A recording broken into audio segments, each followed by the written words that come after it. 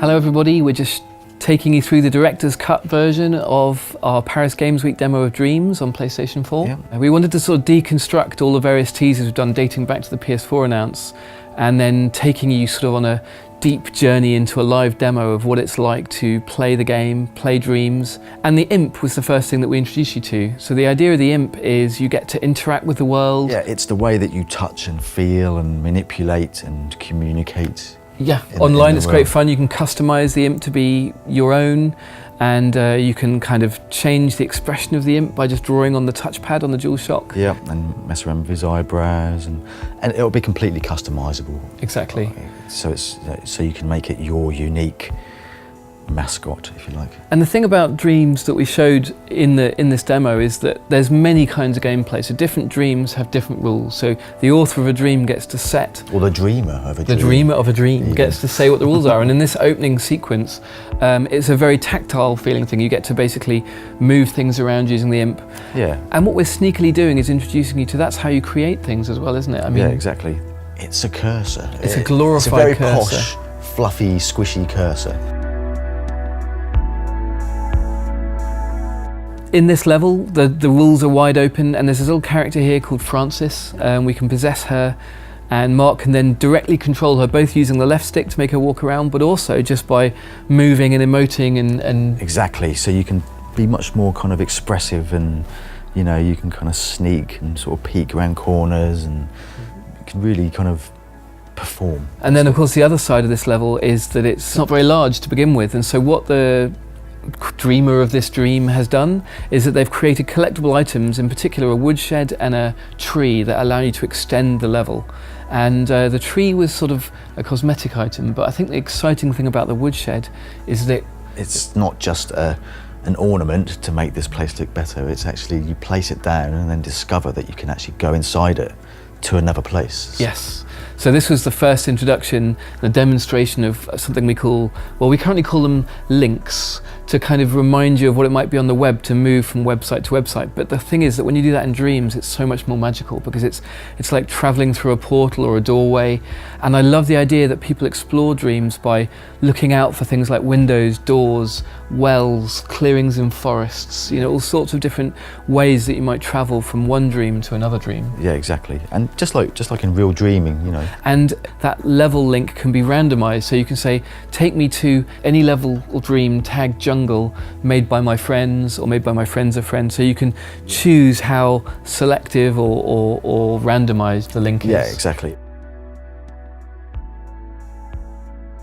This level is a much more traditional kind of puzzle platformer type of level, and what Mark had to do as he possessed this character Frances and ran around as this little Frances character was, he was trying to find a way to get up to the cool flying books, and the only way he could do it was through a secret door with a sort of combination lock. So that's a very sort of simple example of using the imp and the sort of tactile interactions in the world that are, you know, very intuitive and physical. All of the sort of logic and construction of the rules of how the door opens, it's really easy to do. So it can go from just as simple as searching for door with secret lock. Yeah, you can find one that someone's already made for you, basically. Exactly. The wonderful thing about Dreams is you can collage the work of others. So if you don't feel up to building some fancy logic, you can do it by just using someone else's stuff. Or you can use our electronic system, which is very easy to get into. Yeah, it's very similar to what we did in Little Big Planet. Yeah. Obviously, we've made it better where we could think of improvements and things, but it's coming from the same kind of place. So the idea with Dreams is that we both go easier to use if you just want to use someone else's things, and also deeper. So it's kind of like tackling both sides. Anyway, so you go through the door that you found, and you find yourself in this gigantic kind of auditorium-y, strange place, too big to climb up yourself. But luckily there's a giant just hanging out, having a snooze. And this is to sort of sow the seed in people's minds, hopefully, that, you know, the range of kind of characters that you can create in this is is infinite, essentially. Exactly. So many games have customization of characters, but we actually have creation of characters. You can build characters from scratch, or you can customize others that you find, whether it's part of the gameplay experience or part of the creative experience. We're sort of mashing those two together, so we don't really draw a hard line between when you're playing or when you're creating. You're just having fun. Yeah. And character creation and customization is one of the most fun things to do, because you just mess around with it, you change its proportions, long legs, short legs. Yeah, exactly. I mean, I think Kareem, our art director, would agree with me that 90% of character design is just the proportions, really. Right, yeah. So very quickly, just by stretching a biped around, you've kind of got most of your character, and then you can immediately play that character. When you're creating a character, you've got this really nice tight loop of like sculpting a bit on it, then seeing what it walks like, adjusting it. It's really good fun.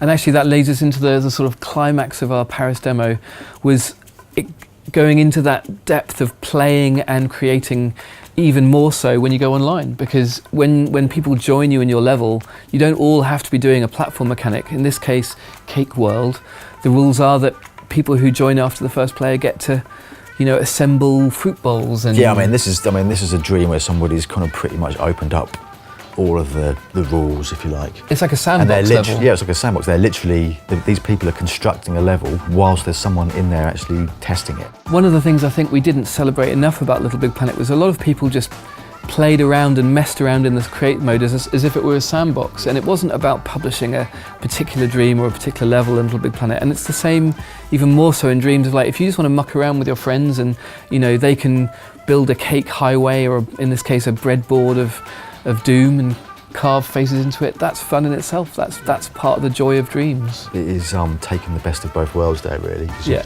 You could use all of these tools to create very traditional games as well. You know, you could use this to create a racing game or a shooter game or some new kind of genre that doesn't exist yet, if you like. And that's the thing about Dreams. When people say, what is it like to play Dreams? The real answer is, it's going to be this journey, the exploration of the Dreamiverse, but the individual dreams can have their own rules, and we won't know what rules you choose until we get this out there and you guys and girls get a go. And I think that leads into our beta trial next year. It'll be very exciting to see what you do with it, and we'll be responding. It's not like a fire and forget. That's the beginning of Dreams for real. We know that we're going to seed the community with some brilliant Media Molecule made assets, levels, games, stories, but really the exciting thing is to find out what the community builds. Yeah, that's going to be the lifeblood of it all, I think. Yep. Totally. Can't wait to see it. PS4 for the players.